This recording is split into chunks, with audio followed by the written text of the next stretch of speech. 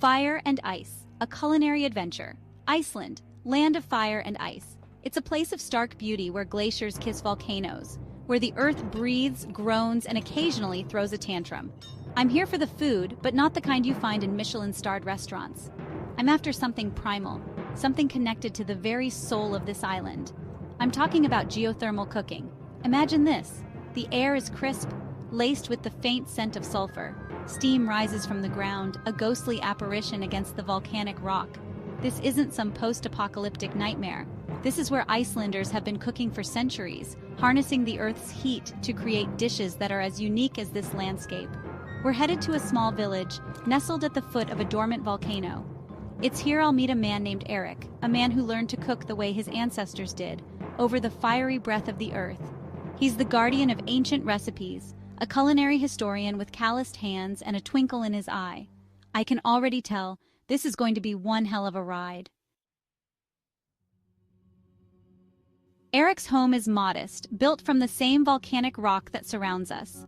Inside, a fire crackles in the hearth, but it's the heat emanating from the ground that's truly impressive.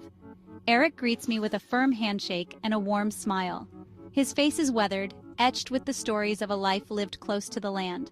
"Welcome," he says, his voice gruff but welcoming. "You've come to taste the heart of Iceland." I watch as Eric prepares the dough for Rúgbrauð, a traditional Icelandic rye bread. He mixes it in a simple wooden bowl, his movements practiced and efficient. He explains that geothermal cooking is more than just a technique, it's a way of life. It's about respect for the land, for the elements that provide.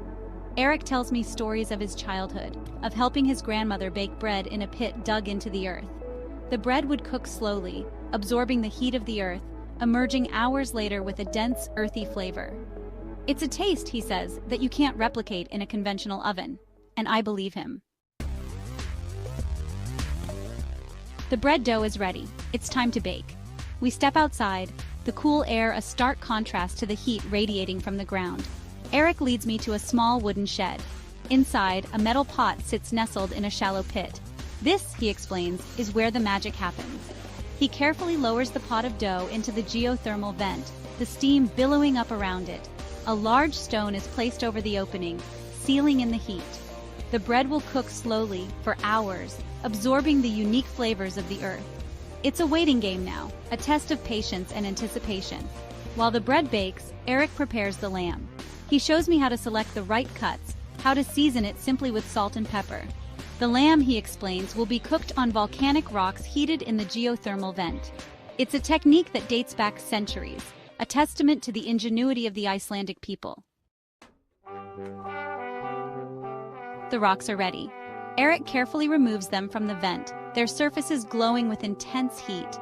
He places them in a metal tray, the air thick with the smell of sulfur and anticipation. The lamb is placed directly on the scorching rocks, the sizzle and smoke filling the air with an intoxicating aroma. As the lamb cooks, Eric and I talk. We talk about life, about food, about the importance of preserving traditions. He tells me that geothermal cooking is more than just a sustainable practice.